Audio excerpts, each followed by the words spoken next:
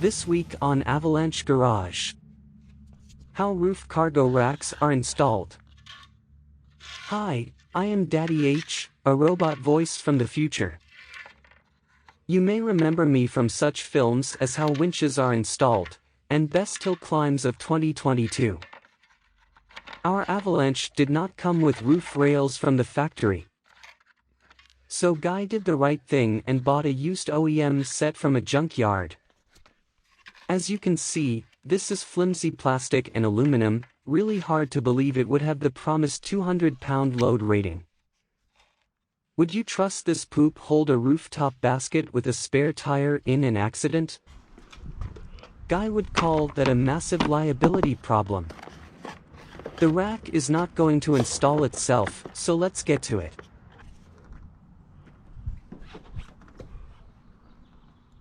Chevy seems to use M6 bolts, but we will upgrade to M8, in case Guy will replace this rack with something sturdier in the future. The bolt holes need to be drilled out.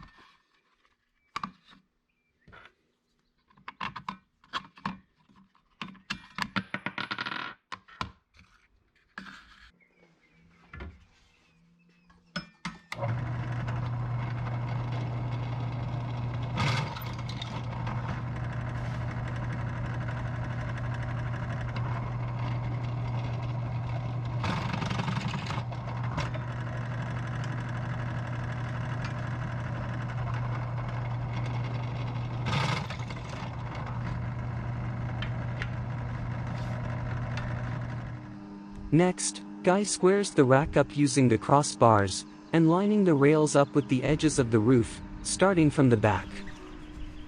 This ensures that Guy will drill holes at safe places, avoiding airbags and wiring. Guy marks the location with masking tape. Since drilling holes is not exact science, Guy will do the passenger side first.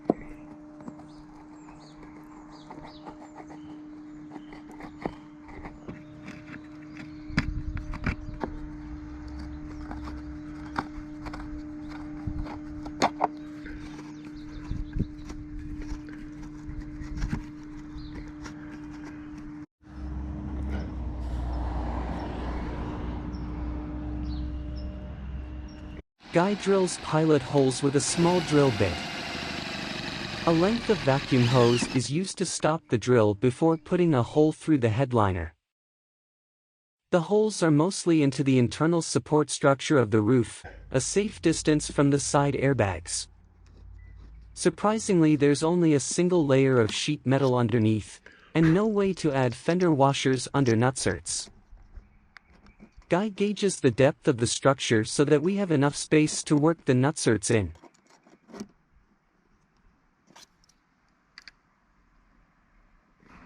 The center hole needs to be drilled through 2 layers.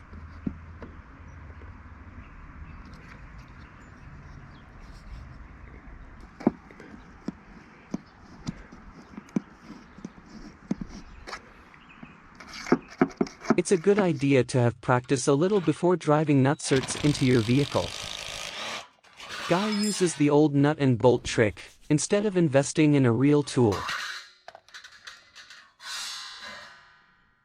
For an M8 bolt, the external diameter of these nutserts is 11 cm. At this point, Guy remembers not owning a single metric drill bit. 5 hours later. After the Amazon dude arrives, Guy drills the final 11mm holes. Drilling large diameter holes through thin sheet metal with a regular drill bit is not exactly easy. Also, the old vacuum hose trick works less than well.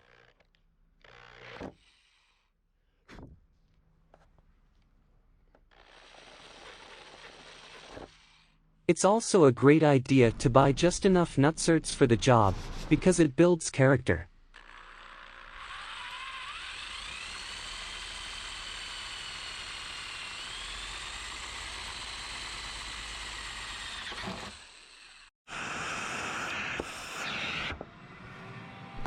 Holes are deburred with a file.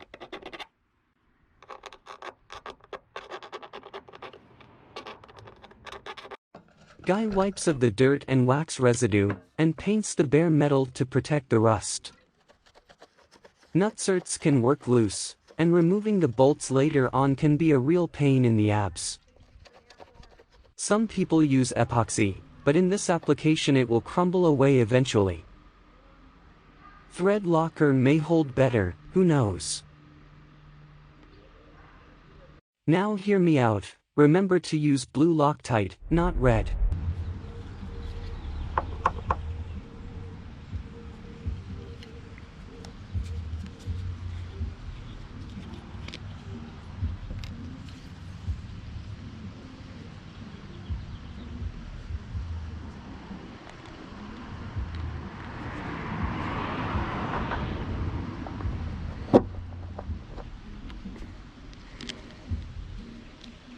The nutserts are installed carefully with a torque wrench, so that they are not over or under tightened.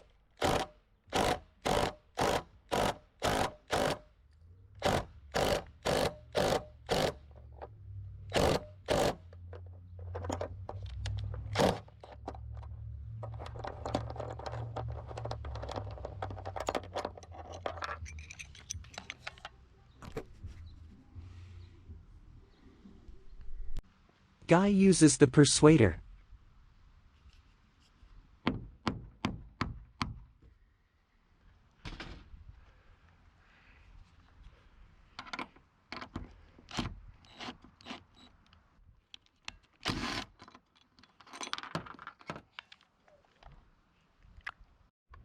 Generally speaking, the holes still line up. Guy bolts on the passenger side rail, and installs the crossbars to help lining up the driver's side.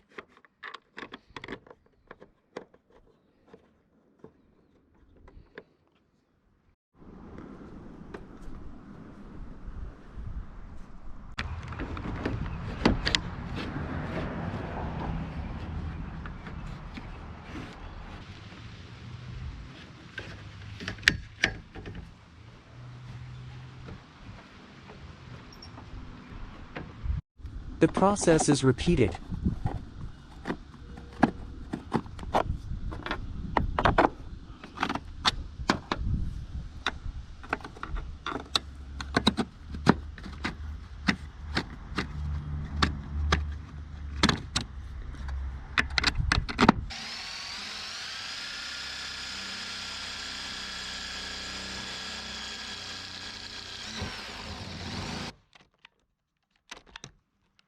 Great, out of juice.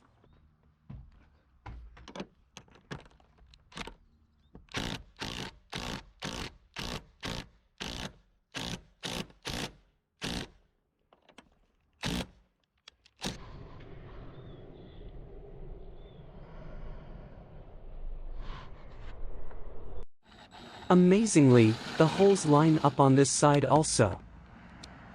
Remember, weight of the cargo is not the only force acting on the attachment points.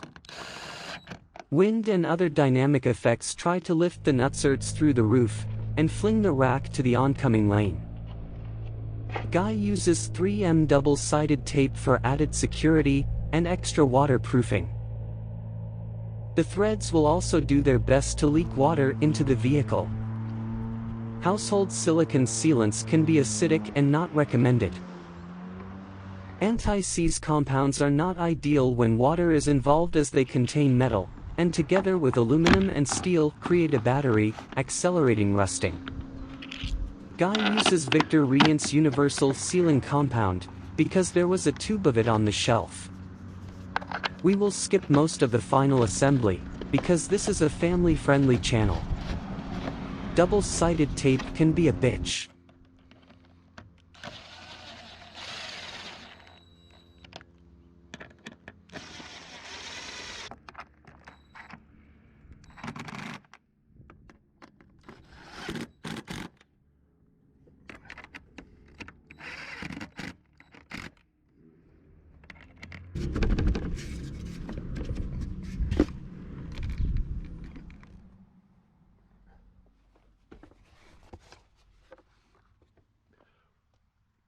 Now people will think we are real overlanders.